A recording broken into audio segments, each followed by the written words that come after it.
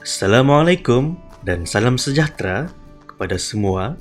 Saya Dr. Izzat daripada Klinik Pergigian Luyang ingin menyampaikan sebuah ceramah berkenaan dengan pendidikan pergigian kepada sekolah rendah tahap 2. Dalam ceramah ini, kita akan membincangkan berkenaan dengan 3 perkara besar.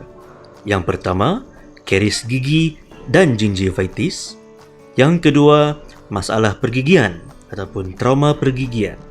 Dan yang ketiga, tips penjagaan kesihatan pergigian. Karies dan gingivitis. Penyakit pergigian yang selalu dihadapi ada 2, iaitu karies gigi dan penyakit gusi. Karies gigi lebih dikenali sebagai gigi berlubang. Ia dialami oleh kanak-kanak dan juga dewasa dan boleh berlaku pada gigi kekal atau gigi susu. Penyakit gusi atau gingivitis adalah keradangan gusi akibat infeksi bakteria yang menyebabkan gusi merah dan bengkak. Sekiranya gingivitis tidak dirawat, jangkitan akan merebak ke akar gigi dan melibatkan tulang serta struktur tisu penyokong gigi, dan keadaan ini dipanggil sebagai periodontitis. Punca utama kejadian karies dan gingivitis ialah plak. Plak merupakan lapisan yang tidak berwarna atau berwarna putih kekuningan yang melekat pada permukaan gigi. Plak terbentuk hasil daripada campuran air liur, sisa makanan dan bakteria. Plak akan menjadi keras sekiranya dibiarkan dan ia dikenali sebagai karang gigi ataupun kalkulus. Kalkulus yang dibiarkan lama akan menyebabkan terjadinya gingivitis atau periodontitis. Bagaimana karies gigi terjadi? Mula-mula, makanan yang kita sering makan setiap hari mengandungi gula. Gula yang ada di dalam makanan ini akan melekat pada gigi dan bertindak balas dengan bakteria yang berada di dalam plak. Tindak balas ini akan menghasilkan asid. Asid yang terhasil daripada tindak balas bakteria dan gula makanan akan bertindak balas pula dengan permukaan gigi yang sehat. Sekiranya asid yang terhasil tadi tidak dineutralkan, proses demineralisasi akan berterusan mengakibatkan terjadinya karies. Proses demineralisasi merupakan suatu proses di mana kandungan mineral gigi dilarutkan oleh asid yang dihasilkan, menjadikan gigi semakin lemah dan mudah pecah serta berlubang. Terdapat 4 permukaan gigi yang mudah terjejas kepada kejadian karies. Yang pertama, celah gigi. Yang kedua, kawasan gigi yang berlapis. Yang ketiga, permukaan gigi geraham. Dan yang keempat, akar gigi yang terdedah. Masalah pergigian. Terdapat 5 masalah pergigian yang sering berlaku. Yang pertama, trauma gigi. Yang kedua, maloklusi. Yang ketiga, keabnormalan gigi.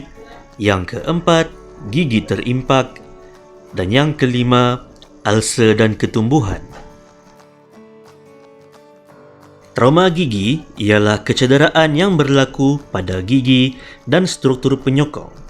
Trauma gigi boleh berlaku apabila kanak-kanak bermain atau apabila berlaku kemalangan. Trauma gigi terbahagi kepada 6 jenis, iaitu konkusi, subluxasi, luxasi, avalsi, patah kepala gigi, dan patah akar gigi. Rawatan untuk kes trauma gigi adalah pemasangan splint, tampalan, dan juga ganti dengan gigi palsu. Sekiranya gigi terkeluar dari soket gigi, jangan balut dengan tisu atau pegang di bahagian akar. letak dalam susu ataupun cecair normal saline, contohnya solusi kanta mata, atau di bawah lidah, dan bawa ke klinik pergigian yang berdekatan secepat mungkin. Segala kecederaan pada mulut ataupun gigi hendaklah mendapat rawatan yang bersesuaian dengan segera ataupun dalam tempoh 1 jam. Mencegah lebih baik daripada merawat. Bagi melakukan pencegahan trauma gigi adalah disarankan untuk memakai pelindung mulut ataupun spot guard, mouth guard ataupun mouth protector semasa melakukan aktiviti lasak atau bersukan. Tips penjagaan kesihatan pergigian. Tabiat kesihatan mulut yang baik. Tabiat baik yang pertama, berkumur selepas makan. Tabiat kedua, pemakanan, iaitu mengamalkan konsep SSP. SSP merupakan singkatan kepada sederhana, seimbang dan pelbagai. Makanan seimbang bermaksud makan makanan daripada kesemua kumpulan makanan di setiap waktu makan. Makanan terbahagi kepada 5 kumpulan makanan: sayur-sayuran, buah-buahan, ayam, daging dan telur, susu dan hasil tenusu, dan nasi, bijirin lain dan juga produk berasaskan bijirin. Makanan pelbagai pula bermaksud makan pelbagai jenis makanan setiap hari. Makan sederhana pula bermaksud makan secara sederhana guna pinggan sihat Malaysia sebagai panduan. Konsep pinggan sihat Malaysia merupakan separuh pinggan berisi buah-buahan dan sayur-sayuran, suku pinggan diisi dengan ikan, ayam, daging dan kekacang, dan suku pinggan lagi diisi dengan nasi, mi, roti, bijirin, produk bijirin dan ubi-ubian. Tabiat baik yang ketiga, gaya hidup sehat, iaitu melakukan aktiviti fizikal berdasarkan piramid aktiviti fizikal. Bermula dari bawah, merupakan aktiviti-aktiviti yang perlu dilakukan setiap hari. Contohnya, selalu berjalan kaki, menaiki tangga, berjalan ke kedai, mengemas rumah dan berkebun. Seterusnya, lakukan senaman intensiti sederhana sekurang-kurangnya untuk 30 minit setiap hari selama 5 ke 6 hari seminggu. Contoh senaman intensiti sederhana adalah brisk walking, berbasikal, senaman aerobik, berenang, menari, skipping rope, bola sepak, bola keranjang, sepak takraw, tenis, badminton dan mendaki. Seterusnya adalah melakukan aktiviti yang meningkatkan fleksibiliti dan ketahanan. Aktiviti ini perlu dilakukan 2 ke 3 kali seminggu. Contoh aktiviti ini adalah stretching, push up, partial sit up, leg press, sit and reach exercise dan weightlifting. Yang akhir sekali, kurangkan aktiviti yang tidak aktif dan bertabiat sedentary. Contohnya, duduk menonton TV, bermain game ataupun bermain handphone.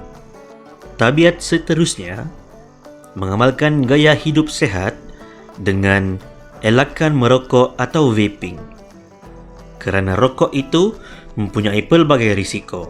Antaranya ialah gigi berwarna kuning, kanser paru-paru, masalah gusi, keradangan salur pernafasan, nafas berbau, masalah kesuburan dan kurang stamina. Bagi adik-adik yang sudah terjebak dengan rokok dan vaping, jangan risau. Kami sedia membantu adik-adik melalui program Kotak. Tabiat baik yang keempat, Mengamalkan tabiat memberus gigi yang baik.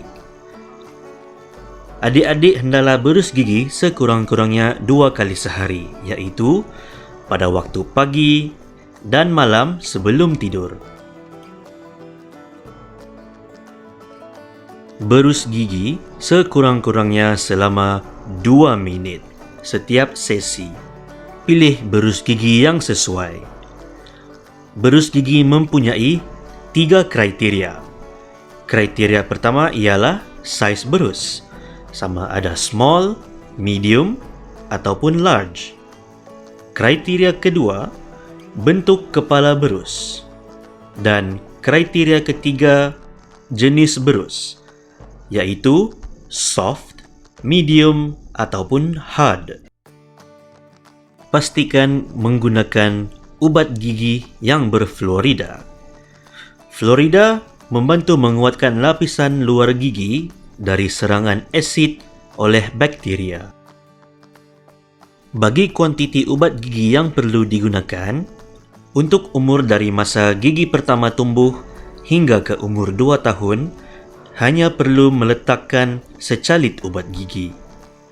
Untuk kanak-kanak berumur 3 tahun dan ke atas, hanya perlu meletak ubat gigi bersaiz kacang pis.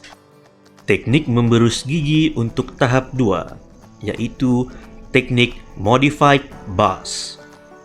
Langkah pertama, untuk rahang bawah, letakkan bulu berus pada permukaan bakel kanan pada kedudukan 45 darjah dan beri sedikit tekanan supaya bulu berus masuk ke dalam poket gusi. Langkah kedua, untuk rahang bawah, goyangkan bulu berus ke depan dan ke belakang, diikuti dengan golekan ataupun rolling berus gigi ke arah permukaan occlusal. Langkah ketiga, bagi rahang bawah, ulang langkah 1 dan 2 pada permukaan bakel kiri dan lingual bagi rahang bawah. Langkah keempat untuk rahang bawah, bagi permukaan occlusal, gerakan berus gigi ke hadapan dan ke belakang. Langkah kelima, rahang atas. Ulang langkah 1 hingga 4 bagi semua permukaan gigi pada rahang atas. Langkah keenam, permukaan lidah, iaitu langkah terakhir, gosok permukaan atas lidah. Tabiat baik kelima, membuat pemeriksaan pergigian sekurang-kurangnya 2 kali setahun. Fluorida. Apa itu fluorida? Fluorida merupakan sejenis mineral mikro yang berfungsi untuk membantu menguatkan enamel. Enamel merupakan lapisan paling luar dari gigi. Contoh-contoh produk yang mengandungi fluorida adalah seperti ubat gigi, ubat kumur, serta suplemen.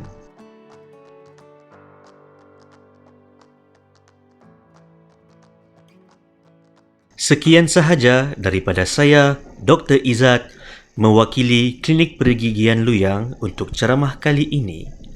Moga-moga memberi manfaat kepada semua adik-adik untuk menjaga gigi masing-masing.